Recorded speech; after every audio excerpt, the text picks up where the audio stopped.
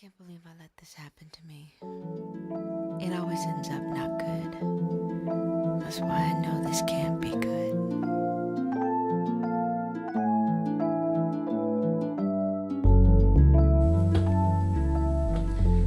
Welcome back. Once again, New Boys ATX 2010. Thanks y'all for tuning in. Thanks to you all so much. It's just, I've been struggling with this topic for a while because I didn't know how to say it. And I'm sorry if it comes across random, if it comes across, scatterbrain. It kind of is. But I have this issue with, everyone knows the term, nice guys finish last. And I've always considered myself to be a very nice guy. I'm not the hard hood thug in, because I don't like that word. I try to present myself as a very open person. Pretty much everyone that knows me knows they can come to me and tell me anything that's on their mind. Anything. And they know, for the most part, I won't give you a judgment. I'll just listen. I'm a very good listener. I've always been a listener. But, it's my issue. I'm so used to presenting myself as a very open person that I feel like over the past few years I've been kind of taken advantage of, and I don't understand why. I don't understand why when you meet someone who's very, very nice and sincerely nice to you, why do you do things behind their backs? Or why, when you've instilled all this trust in them, or when they've instilled all this trust in you, why do we lie to them? Or why do we deceive them? And why do we do things to get what we want out of them? Let me make it personal. I don't understand why I've met people who knew they could tell me anything, knew they could do anything with me, knew that I would be, I'm not going to say I'd be their best friend, but they knew I would be like their little diary that they come to. I am theirs to tell. I am theirs to be that diary, that vessel that'll just listen and understand and take everything. But I've just met a lot of people. I've met a lot who will just kind of, take everything for granted. Take the kindness for weakness. And I find it offensive when I'm the last person to find out something. When I'm, how do I put it? This is that randomness I'm talking about. It takes a minute to get it out. And I'll tell y'all why I really am watching my words a lot. I'll tell you that in a minute. But, okay, for example, I've been around a lot of people who tell me a lot of relationship issues. The boyfriend is cheating, or you feel like you're not being fulfilled, and yada yada, A through Z, all the extras, all that. And my advice is always, even though I'm single, but I was in a relationship for 2.5 years, I dealt with the cheating, I've dealt with the lying, I've dealt with just, living with another person and knowing how to delegate yourself around them, watching your actions, watching their actions, knowing what, going left instead of right means. I've done all that, and so I guess I've been very open with people about that, and they know they can tell me their issues, and I will go back and forth with them on what I know and what I've learned, etc. But I've noticed a lot of these people, and not that let me say this first. It's not that I fall in love with a lot of people, or a lot of guys, whatever. That's not where the statement's going. But the point is, I've met a few people, a good bunch, who I've found that I could have been a good match with.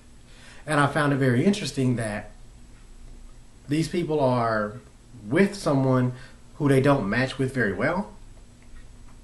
I give them the advice that they need. They take that, and then, if it ends in breakup, it ends in breakup. If it ends up with them being together, it probably ends in breakup later. But that's their own issues to deal with after talking to me. But then when they come back to me, 6 months down the road, now they've got a new person. And I'm thinking to myself, this is all over a span of time. Not everybody at the same time, but I'm thinking to myself, what happened to me? You're telling me all these things that you want and need in a relationship. You're telling me things that he's not doing right that I know I can do. I know I have done it before. I'm wondering, why didn't I get a chance? You know, what did I just stick myself in the friend zone because I was so nice and I would listen to everything you had to say? Oh, good example.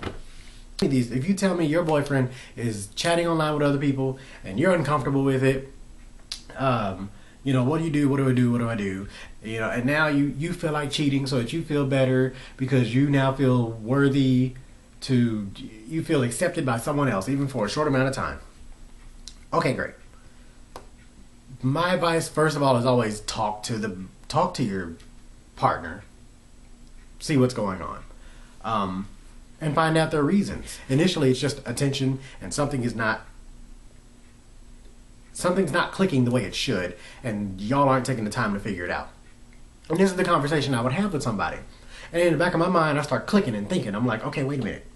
If I were with you, I know, because I've been through this, I know that being online and chatting with other people, because it's the example we're talking about, I know that doesn't help anything.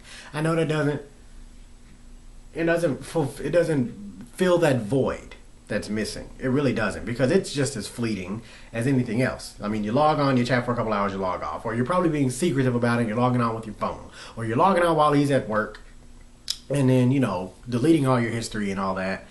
Or then when you go and hang out with some friends, you're hanging out with new names and new friends that your boyfriend doesn't know about.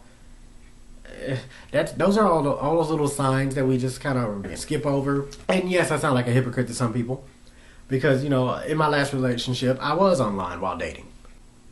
That's an issue that I don't have anymore. It's an issue that it's a roadblock that won't come into play if I were with this person. This person has a concern about their boyfriend being online. Well, here I am, the boyfriend that won't be online.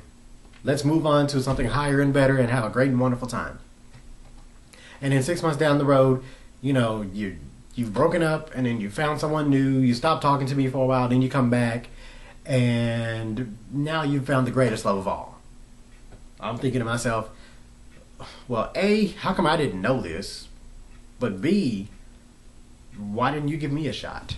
But yeah, that's that nice guys finish last thing for me anyway. I feel like I've just been left out, especially when it comes to relationships. When it comes to matching with another person, I feel like I've been left out. And the reason I've taken a while to say this is because I don't want it to make it sound like I'm begging for a date.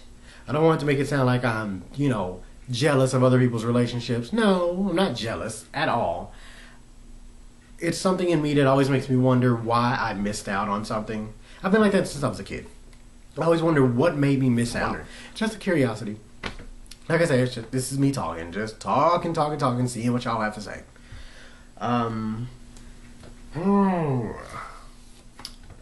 So anyway, leave your comments, questions, concerns. Y'all might not be able to relate. It was truly a personal thing for me to say. I might be selfish. Who knows? But yeah, leave me comments. Keep your eyes peeled. We have a lot more things coming up. More blogging and vlogging. More news. More updates. More collaborations, partnerships. Lots of tweeting going on now. You see I'm in my room now. Yeah, because we bought the new camera. Yay. A lot of things going on with us. And yeah, just stay tuned and say hi. Let us know you're watching. Talk to y'all later. Out.